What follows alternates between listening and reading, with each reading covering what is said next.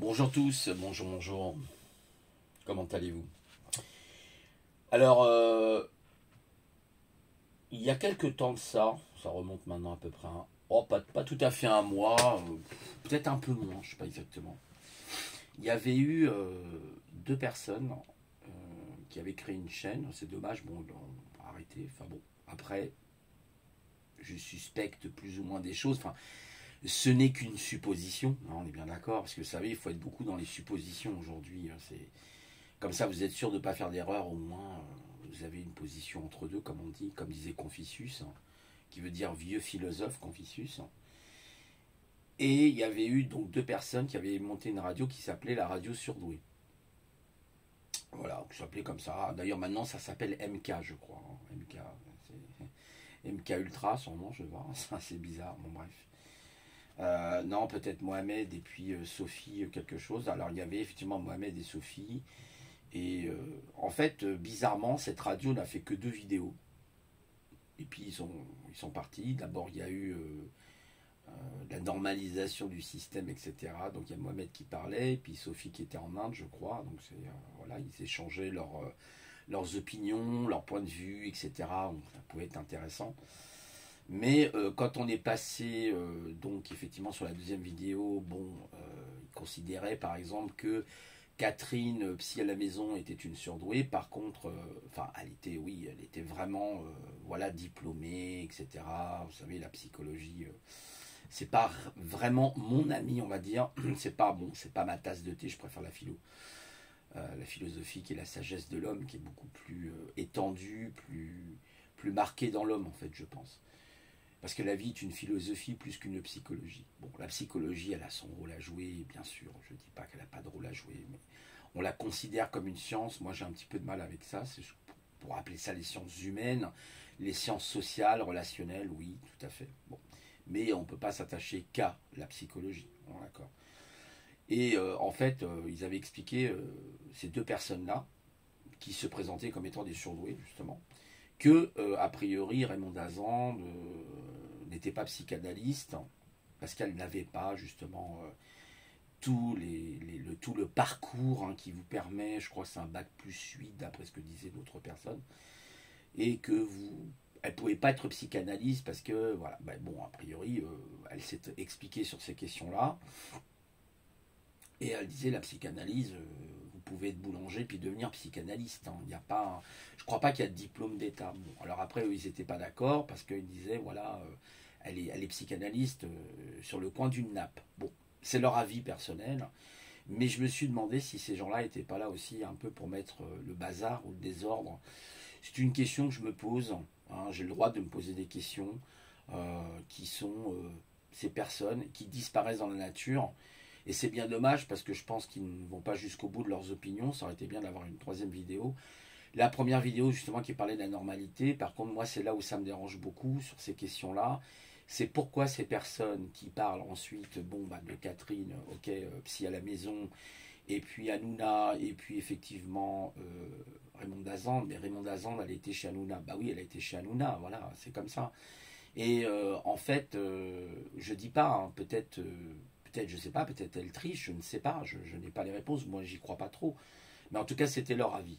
Alors c'est dommage parce que en fait, là où il y avait, je trouve, pour moi en tout cas, hein, peut-être que dans mon analyse je me trompe, hein, peut-être tout simplement dans ma manière de cognition, hein, dans ma méthode de cognition, je me trompe, c'est que la première vidéo parlait justement de la normalité. Donc quand vous parlez d'études soi-disant de psychiatrie, parce qu'on dit souvent que les surdoués sont phylocognitifs, hein, c'est souvent l'expression qui est employée. Moi, la question que je pose, pourquoi vous faites une vidéo sur la normalité, d'accord, et que vous retranscrivez en quelque sorte cette forme de normalité dans les études, du coup. Parce que les études, elles sont faites par qui?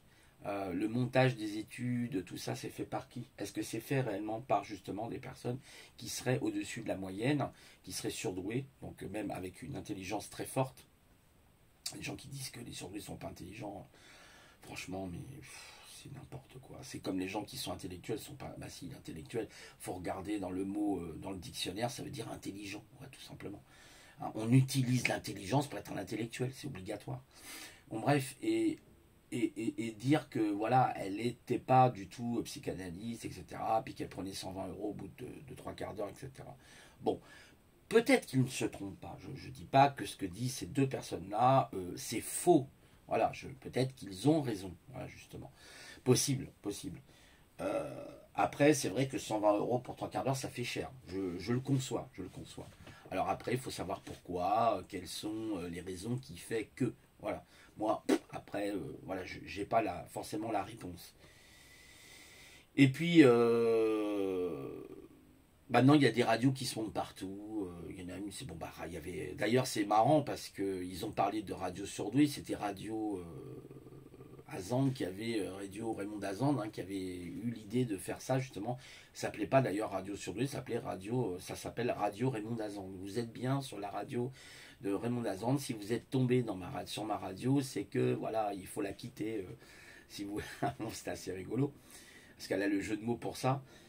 Et certains, bon, après, ont même dit qu'il n'y avait pas de surdoués parmi les gens qui faisaient justement ce groupe, qui était dans ce groupe, qui constituait ce groupe de chez Raymond Dazande. Donc ça voudrait dire que Raymond s'est trompé dans ses psychanalyses, elle s'est trompée dans effectivement ses entretiens avec ces gens-là, et qui ne seraient pas des surdoués. Bon.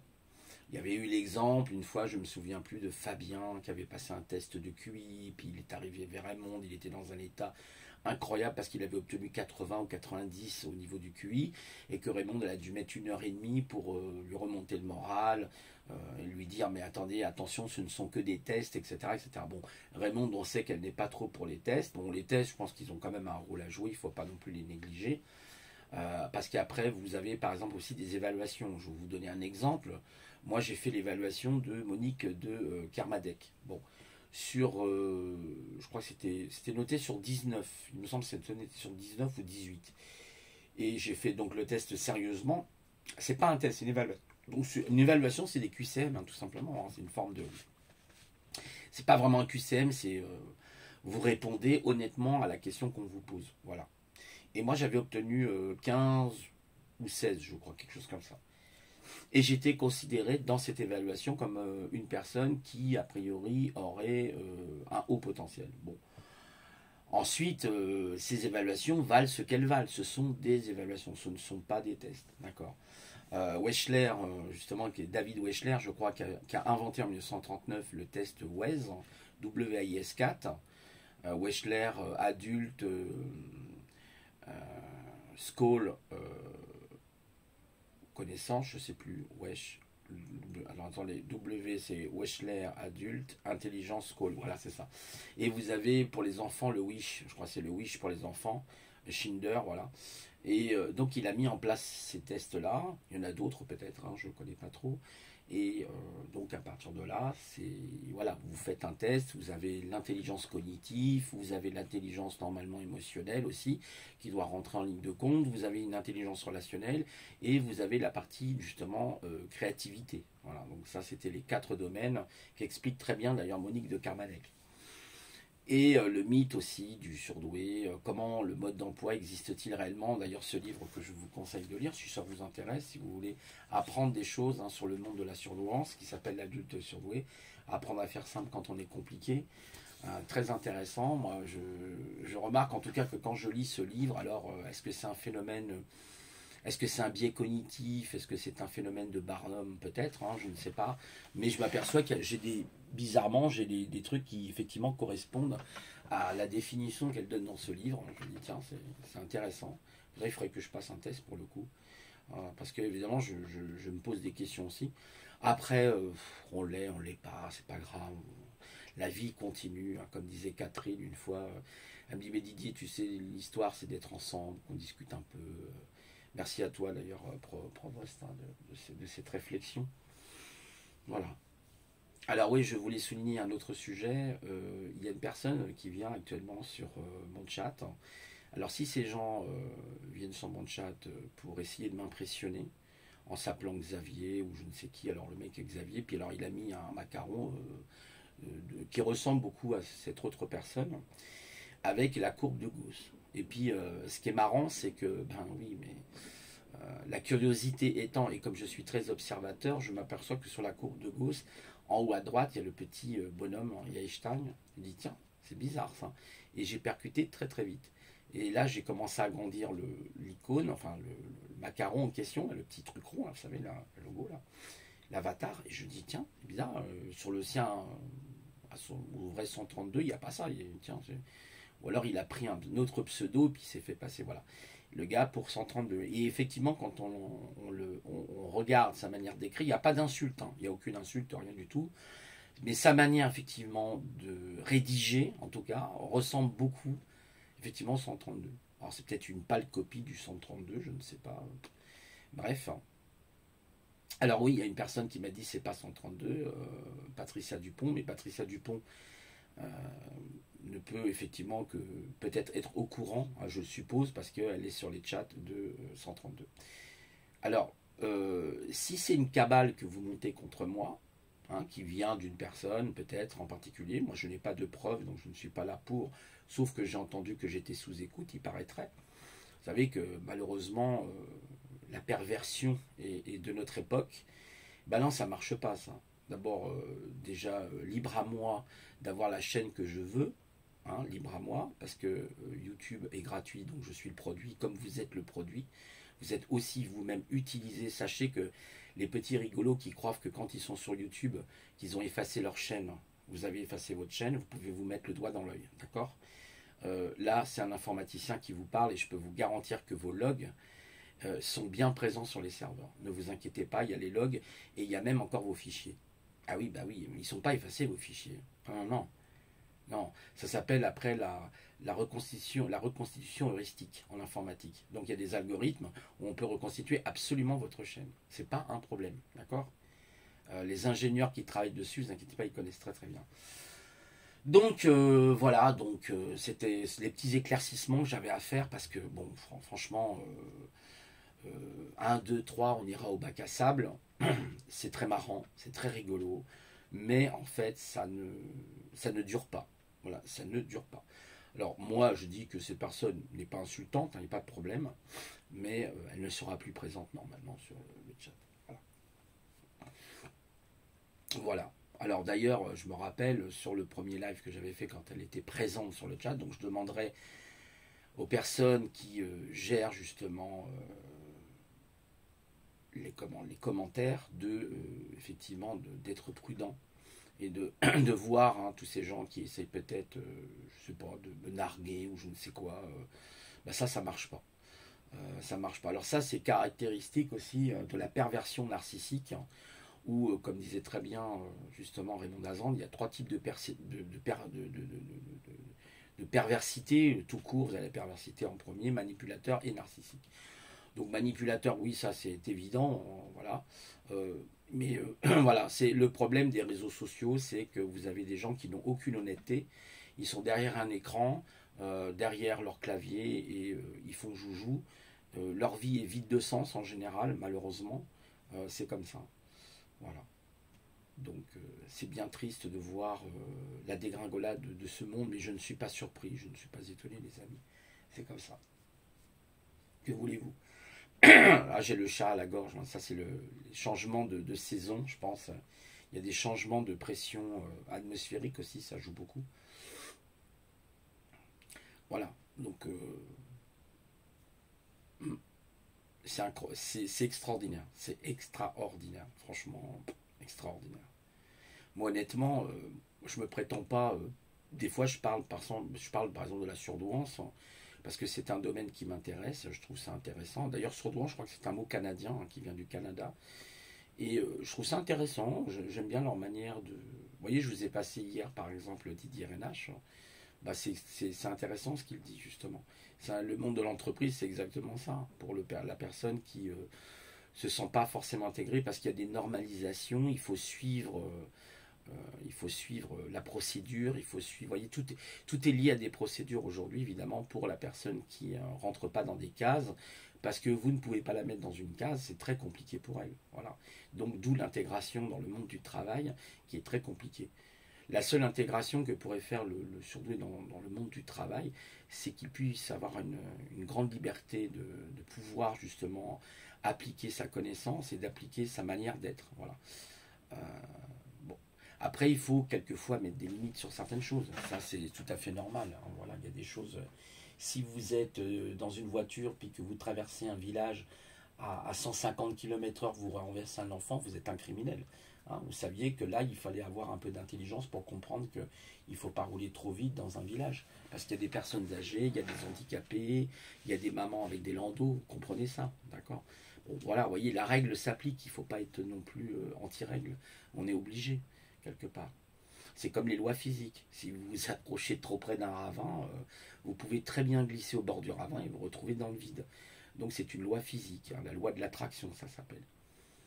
Alors, et d'ailleurs, c'est le concept des 1 kg de plume et des 1 kg de plomb, bah, ils tombent tous les deux en même temps. Ah, parce que tout simplement, c'est la loi d'attraction, il n'y a rien à voir avec le poids. C'est une question qu'on appelle la loi gravitationnelle, tout simplement. C'est la loi d'attraction, voilà, la pesanteur. Et donc, c'était une question que j'avais posée. Et Catherine m'a répondu, mais Didier, tu sais, je ne suis pas surdoué, etc. Mais non, mais ça n'a rien à voir, c'est une question pour vous embêter, hein. Il n'y avait rien de... Ne vous inquiétez pas, il n'y avait pas de piège derrière tout ça. Donc, voilà, bon, l'essentiel c'est d'être heureux dans sa vie, surdoué, pas surdoué, etc. C'est d'essayer d'apporter et de mettre du bonheur dans votre vie, ça c'est le plus important. Je crois que c'est ça l'objectif. Puis vous savez, même des gens, par exemple, dans les fameux tests QI, justement, vous avez des gens, ils sont par exemple à 115, 120, ce qui est déjà, bah, on va dire, un score honorable. Voilà, ils vivent leur vie. Ils sont à 120, 125. Alors est-ce que vous croyez que les gens à 100, 125 n'ont pas d'intelligence? Bah si, justement, Monique de Carmanec a défini le QI en 7 groupes. Pas un, pas deux, en 7 groupes, vous avez bien entendu. Dont effectivement la déficience mentale, et puis jusqu'à effectivement la surdouance, et je dirais même des gens qui sont à 160, 170, qui eux carrément explosent mais c'est un sur 10 000 ou un sur 1 million, enfin c'est un truc complètement dingue. Enfin, j'ai pas la statistique précise. En tout cas, c'est comme si on disait un pour 1000 ou un pour 10 000, ce qui est, vous voyez, ça représente très très peu en fait, dans l'échelle, si vous voulez, de la grandeur. Mais regardez le monde dans lequel nous vivons. Alors à quoi sert-il aujourd'hui du coup d'être surdoué pour vivre dans un monde où en fait on voit la haine, on voit la violence, on voit le manque de partage.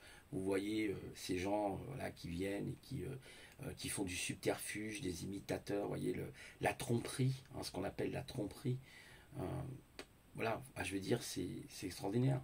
Alors, si la personne maintenant s'appelle, comme pour parler de cette personne, s'appelle réellement Xavier, il faut qu'il change de prénom, du coup. Parce que si vraiment cette personne-là, elle l'est, effectivement, comme pourrait le prétendre surdouée, etc., moi, il n'y a pas de problème, j'ai pas de souci avec ça, ça me pose aucun problème. Mais qu'elle change son prénom, enfin, c'est compliqué de changer son prénom, mais qu'elle trouve un autre pseudo, pour le coup. Et elle a le droit de mettre la courbe de Gauss, il n'y a aucun problème. D'ailleurs, il y a une différence, il y a Einstein dessus, donc vous voyez, il y a déjà une différence par rapport à l'autre. Et donc, sinon, bon, si c'est un petit jeu de dupe, franchement, ça me fait. Vous savez, on a la marelle avec les enfants. Voilà, en gros, c'est un petit peu ça, quoi. Donc, voilà. Donc, ouais, bon, que voulez-vous que je vous dise? De toute façon, c'est pour ça que j'ai l'intention de quitter un jour plus ou moins YouTube. Je pense que ça tardera, ça va pas tarder. D'autant plus que si jamais, je dis bien si jamais, oui, je suis amené à faire ma formation, bah, de toute façon, il est évident que voilà, je vais forcément faire moins de vidéos, hein, ça c'est évident. Et puis, parce que je serai hyper concentré dans mon boulot. Et voilà quoi, parce que c'est quand même un boulot, voilà, c'est une formation quand même de développeur, hein, c'est pas une formation pour faire du tricotage, hein. Et quoique le tricotage, j'ai rien contre le tricotage, parce que ma grand-mère faisait du tricotage, vous voyez. Je dis, mais comment tu fais ça, Mimi? Je comprends pas, là, tu croises un point, c'est impressionnant quoi, ce qu'elle faisait. En plus, elle faisait du tricotage des fois avec 4 pelotes de laine et tout. Je dis, mais comment elle fait? C'est incroyable. Elle était hyper douée, ma grand-mère.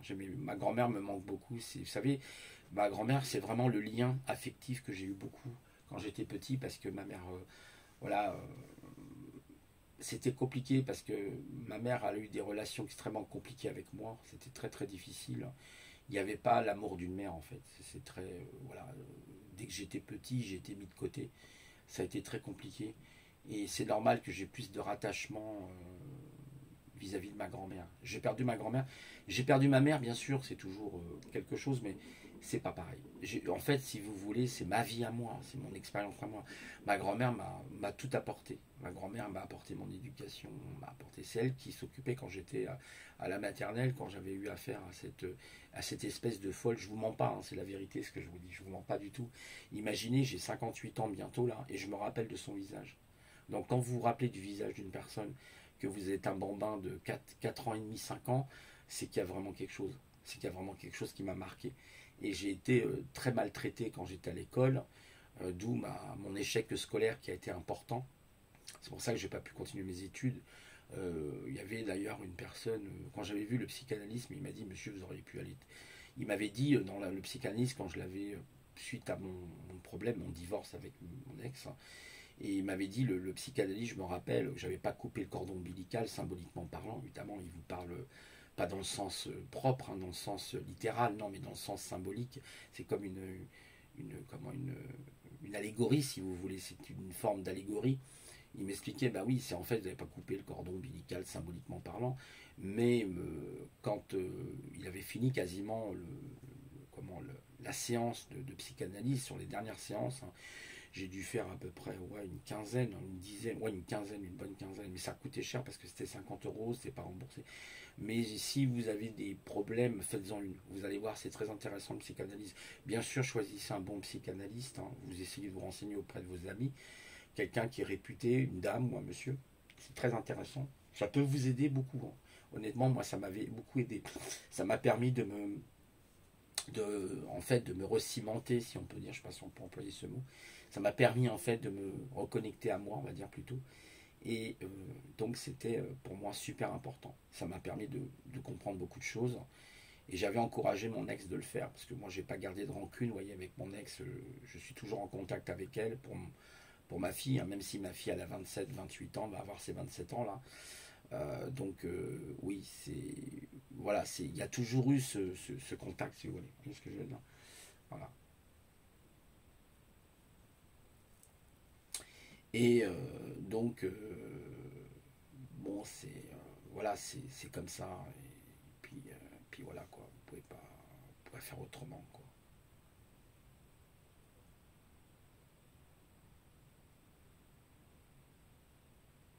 Je sais pas pourquoi je vous disais ça d'ailleurs, ouais. Donc oui, le psychanalyste, j'y reviens, excusez-moi, j'ai eu une absence à un moment donné. En fait, le psychanalyste m'a dit, en fait, à la fin des séances, mais monsieur, vous auriez pu aller très très loin. Vous auriez pu aller très loin dans vos études. On vous a littéralement démonté votre niveau, mais vous auriez pu aller loin. Alors peut-être pas très très loin, mais loin, oui, il m'a dit oui. C'était quoi vous aviez un objectif? Est-ce que vous aviez des objectifs? Bah, je vous dis, je voulais peut-être être chercheur ou même, pourquoi pas, pilote de. Alors, quand j'étais petit, je rêvais d'être pilote de chasse ou avocat, un truc comme ça, c'était assez rigolo d'ailleurs. Et je me suis mis d'ailleurs à la passion des avions de chasse après, donc de la Première Guerre mondiale, la Deuxième Guerre mondiale, jusqu'aux avions modernes, hein, contemporains de notre époque. Et bah, ouais, j'ai une certaine connaissance, surtout sur les avions modernes comme le Rafale et tout. Je pourrais vous expliquer comment fonctionne un avion, comment. Bon, après, je ne vais pas rentrer là-dedans, mais en fait, c'est super intéressant. Et donc, j'aurais pu faire des choses. Bon, on m'a mis des bâtons dans les roues, donc il a fallu que je me rattrape comme j'ai pu aux branches. Je me suis rattrapé aux branches comme j'ai pu. J'ai fait quoi? Bah, j'ai été autodidacte. En fait, au départ, l'informatique me passionnait beaucoup. C'était dans les années 90, hein, parce que déjà j'avais fait un petit peu d'infos avant, j'avais eu un Amstrad, bon, voilà, j'ai eu un petit peu le déroulement d'un jeune qui était passionné à l'époque, dans les années 80, par, vous savez, tout ce qui a été Amiga, tout ce qui a été Amstrad CPC 6128, j'ai eu... Il y a Sinclair qui est décédé, là, j'ai appris ça, ça m'a fait mal au cœur. Il y a eu Sinclair, l'inventeur justement du ZX81, qui a inventé ce fameux microprocesseur, enfin, ouais, on pouvait appeler ça un microcontrôleur peut-être, le ZX81. C'est lui qui avait mis le ZX81 et le Spectrum, et puis il a fait d'autres inventions, Sinclair. Un génie, un vrai génie, ce petit monsieur. Et donc il avait inventé un petit ordinateur qui faisait pas plus de 15-20 cm de long. vous savez. Puis vous le branchiez sur votre télévision, puis vous aviez le BASIC. Moi, je me rappelle, j'avais un gros bouquin sur le BASIC. J'avais commencé à faire la programmation en BASIC. Je me rappelle, c'était hyper rigolo. En plus, en couleur. Alors, au départ, c'était en noir et blanc. Puis après, comme le Spectrum était en couleur, c'était des touches gomme. Par contre, j'aimais pas les touches gomme. Vous savez, c'est des touches qui s'enfoncent, qui sont très molles. J'aimais pas trop, par contre, sur le Spectrum. Mais bon, on faisait avec. Les touches, bon, elles n'étaient pas très grandes, mais j'avais des bons yeux. J'étais jeune, j'avais des bons yeux. Pas comme maintenant. Et puis, donc, je pouvais faire mes petites commandes basiques. Il y avait des petits jeux comme Pong. Vous aviez plein. Des casse-murs, des tas de trucs comme ça. C'était très rigolo. C'était vraiment. Donc, et puis après, j'ai évolué. J'ai eu le CPC 6128. J'ai eu un Apple II que j'avais récupéré qui coûtait très très cher à l'époque.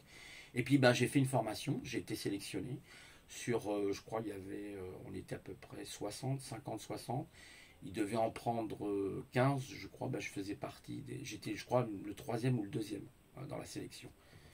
J'ai explosé le compteur. Je vous mens pas, hein. Honnêtement, j'ai explosé le compteur. Et il m'a dit, mais ok, donc bon, c'est bon, on vous prend. Il n'y a aucun problème.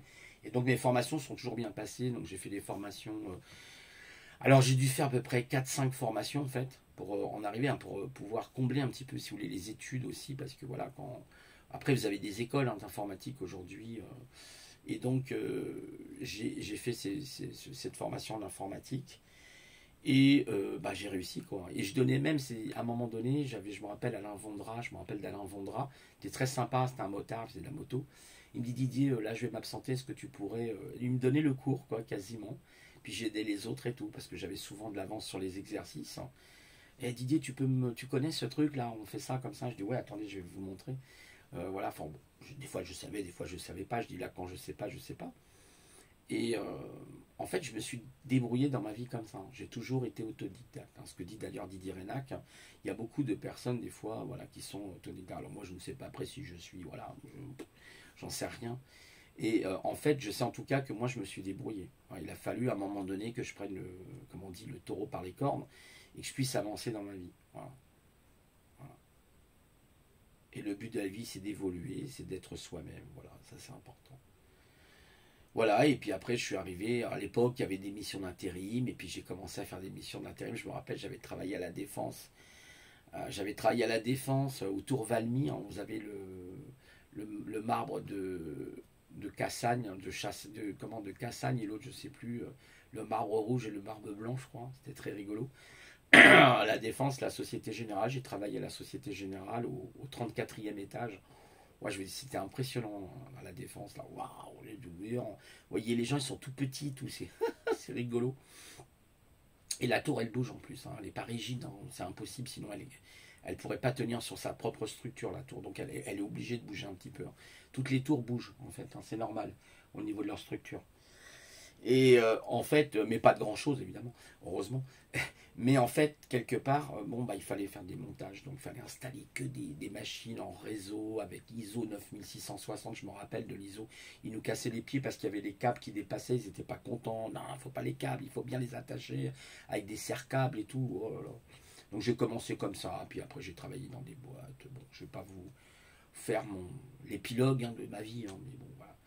Non, c'est pour vous dire, voilà, donc arrêtez de. Voilà, c'est franchement fatigant, quoi. C'est dingue, c'est absolument dingue de voir des trucs pareils aujourd'hui. Voilà, donc oui, oui, j'ai travaillé dans des grosses boîtes, j'ai même travaillé chez Sun, hein, Stanford University Network, oui, j'ai travaillé dans cette boîte.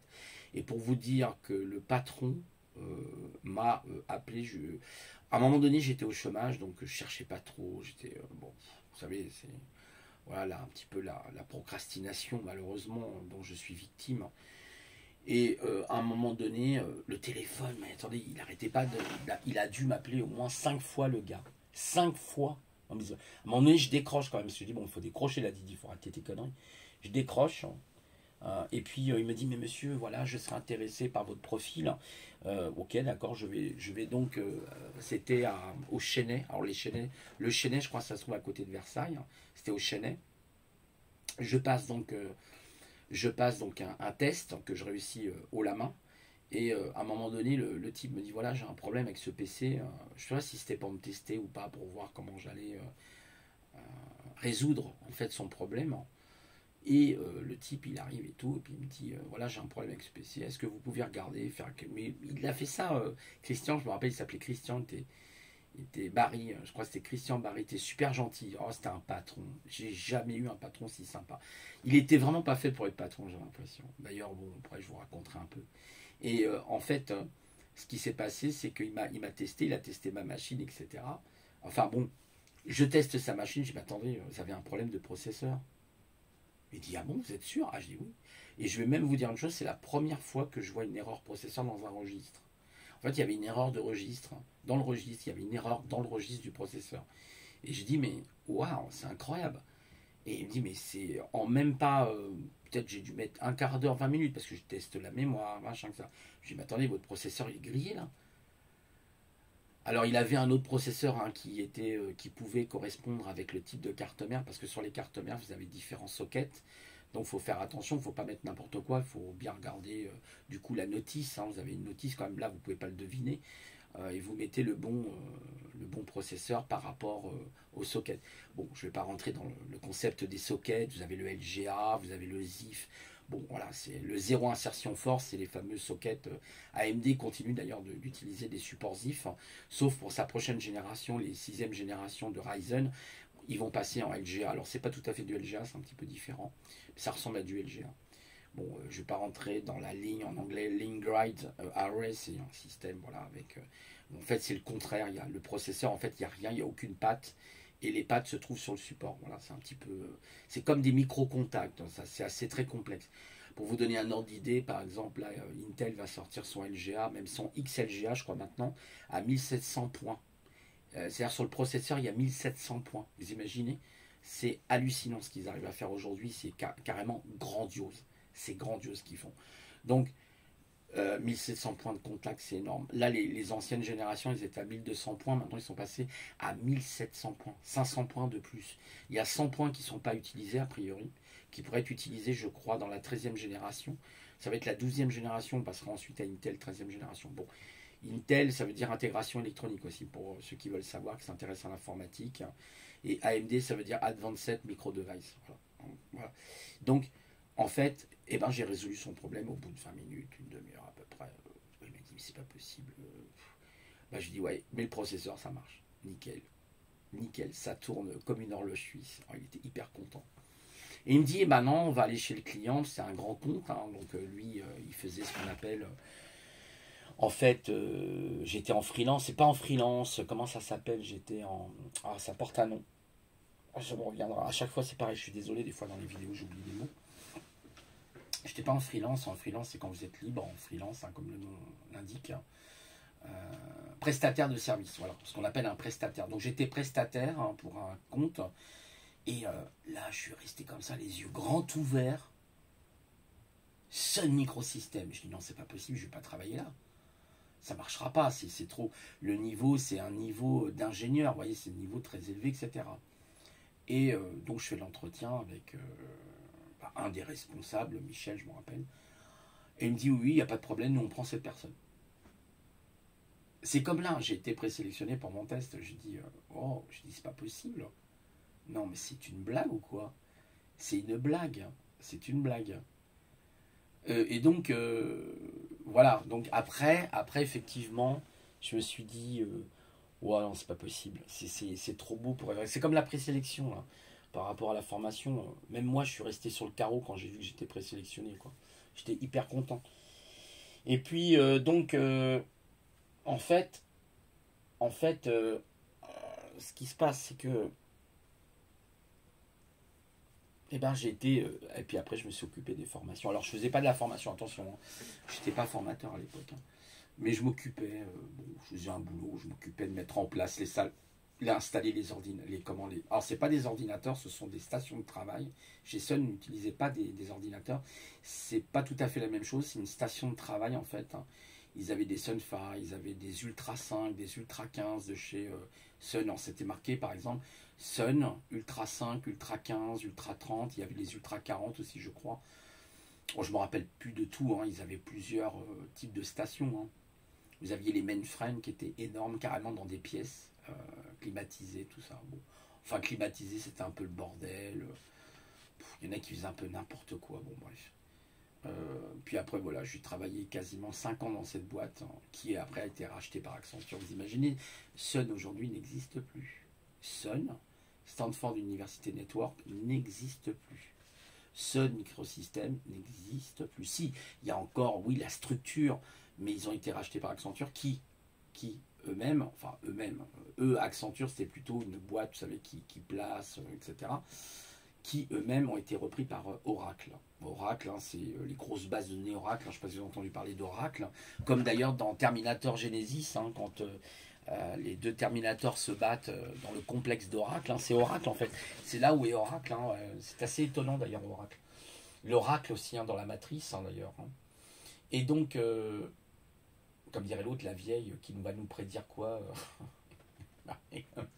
dans la matrice, hein, l'Oracle c'est ça. Oracle, hein, il y a le mot or dans l'oracle. Hein. Vous voyez, encore, on retrouve ce mot précieux qui est l'or. Hein. Donc, en fait, l'aura aussi. Hein, l'aura, vous voyez, l'aura, mais il y a l'aura, en fait, l'aura, notre propre aura, mais il y a l'aura avec l'or qui fait O-R-A. Vous voyez, on peut. J'aime bien jouer avec les mots, c'est un truc que j'ai toujours adoré, jouer avec les mots. Je trouve ça un peu le langage des oiseaux, c'est très intéressant. J'aime bien jouer avec les mots souvent, c'est un truc. D'ailleurs, à un moment donné, je faisais beaucoup de mots mêlés, de mots placés, de mots. Ah, j'étais un fan. À un moment donné, j'arrêtais pas de faire des mots mêlés, des mots croisés surtout, mots croisés et des mots fléchés. Là, je me suis calmé, j'ai arrêté tout. Et je faisais force 1, force 2. J'ai même fait jusqu'à force 3, voire force 4. Mais c'était super intéressant. Donc là, c'est de la pure culture. Hein. Vous connaissez pas le mot. Ah, c'est génial. Ah, c'est franchement lire les trucs comme ça, il y a plein de petites définitions. Ouais, c'est super. Le hut qui est le dos, voilà, c'est le dos en fait. Moi, je me rappelle un petit peu de tout ça. Faudra que je refasse d'ailleurs des mots, ça me ferait du bien de pouvoir faire cette gymnastique cérébrale. C'est bien de faire des. Vous pouvez faire des trucs comme ça si vous êtes passionné par la gymnastique cérébrale. Vous trouvez d'ailleurs plein maintenant de. Vous avez même des mots croisés hein, sur smartphone. Vous pouvez même le faire sur smartphone si vous voulez. Maintenant, vous avez plein de trucs. Bon. Mais ça remplace pas le papier, le crayon. Je trouve qu'il y a un petit côté magique quand même. Vous pouvez toujours effacer avec votre gomme, c'est rigolo. Ça me rappelle tout ça, quoi. Ça me rappelle l'enfance. J'ai fait du dessin. J'ai été. À un moment donné, j'étais à mécanique. Donc, la mécanique, j'avais appris à faire du dessin en perspective. Ouais, j'ai fait beaucoup de choses. Beaucoup, beaucoup, beaucoup. Je suis très, très curieux d'énormément de choses. Et ce que je vous dis là, c'est pas un mensonge, c'est vrai. Et en fait, curieux aussi de la psychologie humaine, mais surtout de la philosophie, je préfère la philo. D'ailleurs, le terme philo-cognitif est très intéressant, la connaissance de la philosophie, philo-cognitif, hein, la cognition, hein, tout simplement, ça vient de cognition. Et cognitif, hein, connaissance, hein, voilà. Philo c'est l'amour de la sagesse, hein, tout simplement, de l'homme, voilà. Philosophia, je crois en italien, on dit philosophia. Un po' in parla italiano? Oui, un po'. Come. Ah bon, c'est rigolo l'italien. J'aime bien. Franchement, je m'y remette. Vous savez, j'étais parti en Italie à un moment donné. J'avais une amie. Alors, en fait, elle parlait super bien l'anglais et l'espagnol. Moi, j'étais une grosse bille. Enfin, en espagnol, alors là. Bon, après, c'est pas très compliqué. Este. Bon, verbe être en espagnol. Como esta? Comment tu vas? Bon, voilà, c'est. Per favore. Bon, vous avez plein de trucs comme ça, des expressions. Bon, après, il faut s'y remettre, hein, c'est comme tout. Il y a un truc qui est pas mal, l'application que je vous conseille, c'est Babel, hein, Babylone. Hein. Babel plutôt, parce que Babylone, bon, il y en a, ils vont encore dire Babylone, c'est la ville des démons. Je me tape la tête, je vous assure, les amis, il y a des fois, je vous assure, c'est un truc de fou. Connaissance de cause, Babylone faisait partie des 7 merveilles du monde, mais. Bon, d'ailleurs, il y avait les jardins suspendus de Babylone qui étaient magnifiques. Après qu'elle ait été infiltrée, ça c'est autre chose. Comme tout d'ailleurs, comme tout. Tout a été infiltré par les. Je vous en parlerai un jour des trucs, vous verrez. Et en fait, qui sont reliés aussi à la consanguinité, il y a beaucoup de choses. Bref. Et en fait, voilà, donc j'étais hyper content, vous voyez, comme quoi. Je suis fier de moi parce que j'ai fait quand même des choses. Donc j'ai pas tout raté. J'ai été à un moment donné formateur. Je me suis même lancé dans la formation. Alors ça a été vraiment un défi hors du commun. Ça a été un défi. Oh, j'ai pas été longtemps formateur. Je peux vous dire 6 mois, je crois, ou 7 mois. J'avais été renouvelé. Je crois que c'était un CDD. Puis d'ailleurs, j'ai fait un burn-out, c'est là où j'ai fait mon burn-out. J'en avais fait un avant, mais là j'ai fait vraiment un très gros burn-out. J'ai vraiment pété les câbles. J'ai vraiment pété les câbles. Surtout que j'avais des personnes très compliquées, qui avaient pour certaines personnes, vous voyez, des handicaps, comme quoi moi je ne me moque pas des handicapés, parce que justement j'ai eu des personnes handicapées, donc je sais ce que c'est les personnes handicapées. Qui avaient des handicaps physiques, hein. C'est pas forcément des handicaps mentaux. Oui, certains avaient des crises, pas de schizophrénie, parce que là, du coup, la schizophrénie, c'est trop dangereux, mais qui, effectivement, qui étaient des psychotiques, par exemple. Psychotique, ça peut rejoindre la schizophrénie, il faut faire attention, psychotique, ou la paranoïa. Après, il faudrait demander à une spécialiste, un spécialiste en psychologie qui pourrait mieux vous expliquer ce que c'est les psychotiques. J'avais un ami psychotique quand je jouais aux échecs à Anguin, là. Vous voyez, les échecs aussi, j'ai remporté, fait, hein. J'ai été d'ailleurs mis en gloire, hein, sur un site là que je nommerai pas. C'est comme ça, hein. Fier de moi d'ailleurs, voilà. La jalousie, vous savez, malheureusement, ça n'a pas de limite.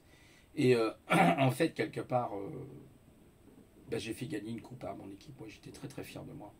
Très très fier, effectivement. Et moi-même, j'ai gagné des prix aux échecs. Encore une fois de plus, j'ai brillé dans ma catégorie. On est bien d'accord, attention, hein, parce que les échecs. Après, vous avez les grands maîtres et tout ça. Vous avez les maîtres et les grands maîtres. Là, c'est autre chose, hein. Bon, mais j'aimais bien les échecs. Alors, je joue encore un petit peu sur les chess, entre autres, et puis sur des logiciels. Voilà. Bon, c'est pas pareil, je trouve, quand on joue avec la machine. Ça n'a rien à voir quand vous rencontrez les gens, c'est autre chose. Mais bon, moi, les gens, ils m'énervaient aussi aux échecs. Il y en avait certains qui me tapaient sur le système. Quand j'étais aux échecs, d'ailleurs, on m'appelait monsieur c'est tout. Ça me gonflait, quoi. Je dis, mais arrêtez de croire que je me vends, je me vends pas. Et en fait, à chaque fois, ils parlaient d'un sujet. Je dis, mais en fait, ils étaient agacés que je puisse avoir la réponse sur beaucoup de choses. Franchement, ça les énervait. Mais je le voyais, il y avait de la jalousie. De toute façon, à chaque fois que je vais quelque part, c'est pour ça que j'ai adopté le principe de la cabane en psychologie. Qu'est-ce que le principe de la cabane en psychologie? Je crois que je vous en ai parlé d'ailleurs. C'est malheureusement le principe de s'enfermer sur soi-même, hein, et d'être dans une cabane un peu comme les Japonais. Voilà. J'ai plus envie de voir les gens, je suis écœuré des gens. Si j'ai des amis quand même, j'ai quand même des amis que j'ai au téléphone des fois, ou une personne que je connais, là, Daniel, que je vois de temps en temps. Voilà. Bon. Il a un petit jardin, donc ça me repose un peu. Il a un endroit, un espace vert et tout, qui est super sympa. Voilà. Mais sinon, j'avais des gens que je connaissais, mais j'aime pas trop les fréquenter parce que, voilà, c'est tout. J'y arrive pas, quoi. Il y a rien à faire. Il y a rien à faire.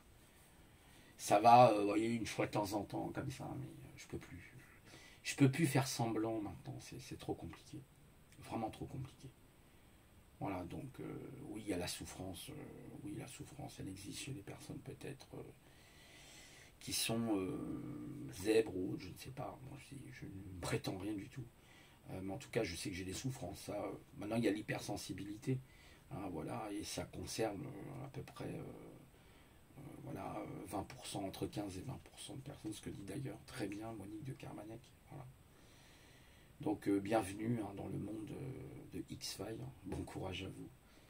Voilà, je voulais vous parler un petit peu ce matin, voilà, parler pour relever le sujet là, de ces personnes qui viennent sur les chats, hein. Et franchement, bon, il n'y a pas d'insulte, mais ça c'est très bien. Moi je veux pas, mais bon, on va pas faire joujou là, c'est bon quoi, ça va. On a passé l'âge du bac à sable. Et quand bien même cette personne est sincère, si elle l'est vraiment, hein, honnête, c'est-à-dire, c'est pour ça que j'avais eu l'idée de faire Wanted. On recherche un certain Xavier, hein, sur le chat, hein.